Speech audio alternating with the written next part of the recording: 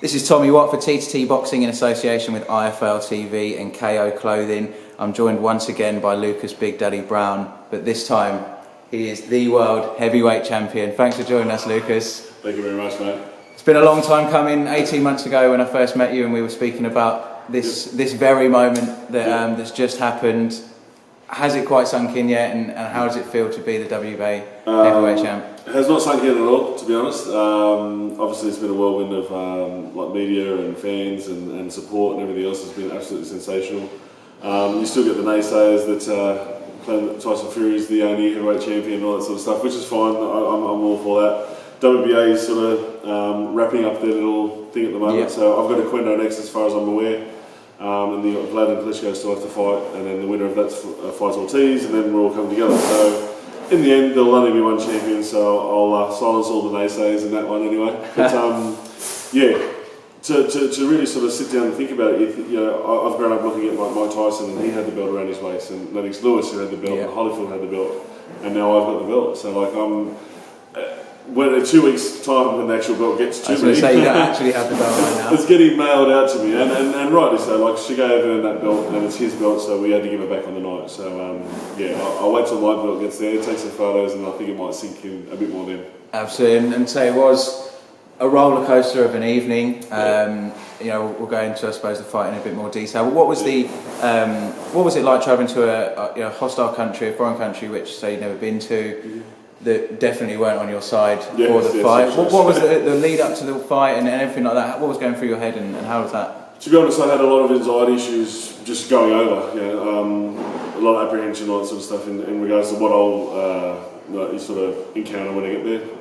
Not only obviously was his best friend the president of the country, completely Muslim country, as well as a war-torn country. So I was like, I just had no idea what to expect. I was completely and utterly blown away and pleasantly surprised by the way I was received.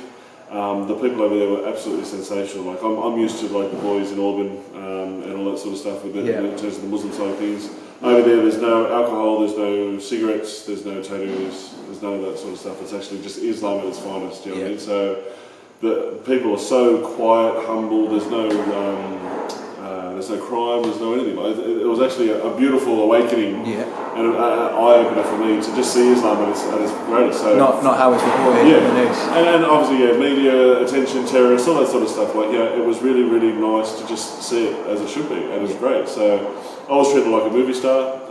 There was armed guard and police escort and everything. So I really got treated really, really well. We had the whole 25th floor of the hotel, so we all just left our doors open and coming in and out each other's doors and stuff like that. I had both my brothers, manager, his dad, sponsor, and obviously the team there as well with Rodney and everyone else. So it was just a great vibe all up, And I know you had a visitor after the fight, answering the door not quite prepared. Can you tell us a bit about that story? I went to sleep at about 6:30 a.m. I don't feel the after party wasn't really an after party, of course. Well, no alcohol, no fags. Or... There was a few beers. The boys had a few beers, some chicken kebabs and some coke. That was our after party in my hotel. Party of champions. Yeah. So basically, 6:30 a.m. I went to sleep. At 9:30 a.m. I had a knock on the door. So I've answered it in my underwear, and it was Kostya Tszyu to come and say congratulations. And he stuck around for about 40 minutes and had a good old chat. So it was nice. But yeah, a little bit sort of taken back by the whole thing at that point. He was also on the flight to Moscow and everything else, and was an absolute gentleman and a legend in every sense of the word. So yeah, it was really, really nice. Yeah, it's one history maker meeting another there. Yeah. And going into the fight, I'm sure a lot of people would have felt it in the same way that say I did. I was on the edge of my seat. I didn't actually sit down for the whole fight. Start off. I've seen yourself and Rodney training. The jab was pumping. Looked really nice. First round was very, very quiet, and then 2, 3, 4, 5, you were looking to be taking control of the fight with the jab. And then obviously that round 6. Talk to us about that. What was Chagaev's power like, and how were you feeling pre-knockdown? I've been told before by a few people that have fought him and stuff like that. Carlin being one of them, that he didn't have much power, all that sort of stuff. So I wasn't sure what to expect. I wasn't expecting too much. Definitely within the first round, he had a lot of power. It was a lot more sharper than I expected, put it that way. So obviously his trainer was Diaz, all the rest of it. Yeah. Diaz, is that right? Yeah, I think so, yeah. He completely sharp, completely on crisp, and the timing was really on. So I had to be on my guard in that regard. We were working on movement and all that sort of stuff. I believe, looking at it, you could see that my movement was much better. Head movement was better, more jab, more looking like a boxer than just some big fella lugging forward. So I spoke to the judges actually the next day when we were at the airport, and they had me six points down, 6 points down, and 7 points down. So that was the actual I did not. Yeah. I had that very differently. So I thought I was losing, obviously with a knockdown and stuff like that, and being the home crowd and being champion, fair enough I was losing, but I didn't think I was losing by that much. I think pre-knockdown I had you fair. I thought the knockdown probably edged him ahead. But until then I thought it was very close. Yeah, that's right. So I thought, I've watched it back now, I thought I did extremely well and I was very happy with my performance. Obviously I'm my own worst critic, so I've got many things to work on.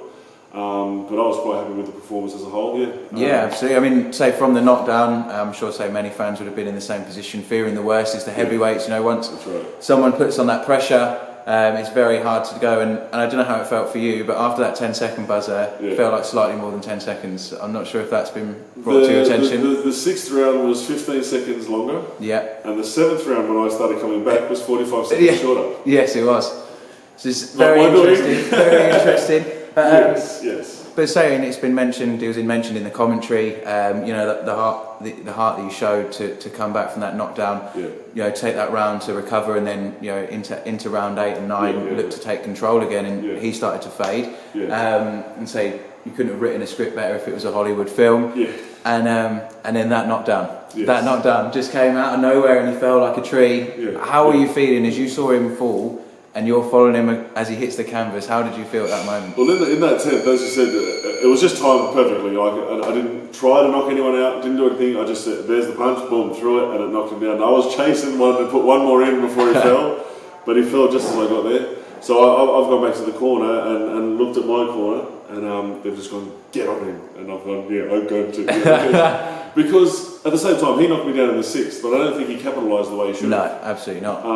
My movement obviously helped with that, but at the same time, he should have just jumped on me as much as he could, and he probably would have got me out of there. Like, I wasn't 100%, obviously. But I was getting there by the end of the round. So I had that in my head, thinking, well, I've got to jump on him and not let him off. And the punches weren't exactly the most technical of punches, but they were big. They were big. It was just like you just went in that. You just came in and were like, you're getting hit with his right hand. I'm going to throw punches at your head.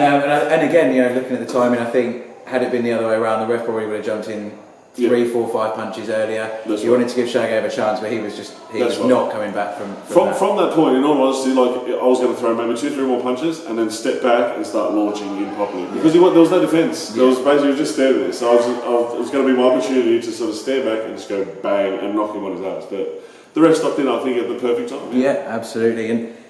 And they say it just capped off a magical night. And one punch as well. Sorry, just to go back to the fight, was your uppercut just seemed to land every time you threw it. Is that something that, I know you and Rodney were working on a lot, but is that something that you knew was going to be his weakness? I didn't know it was going to be the weakness. I think I'm a thinker, so I'll throw something and see how it lands, see his reaction, see if he blinks, all this sort of stuff. And once I sort of clicked on okay, I'll throw an uppercut, see what happens in the 7th. And I landed, I would just keep throwing that one, so I just kept throwing it because it kept landing. So here we are. Perfect. And so back in Australia now, I know you're back in Perth with the family, which is something that obviously you've missed for the last however long that we've been speaking. Is it nice to just be back with the family and not have to wake up and go running in the morning and do that? It is. At the same time, I've been absolutely smashed with all sort of media and this and that and everything.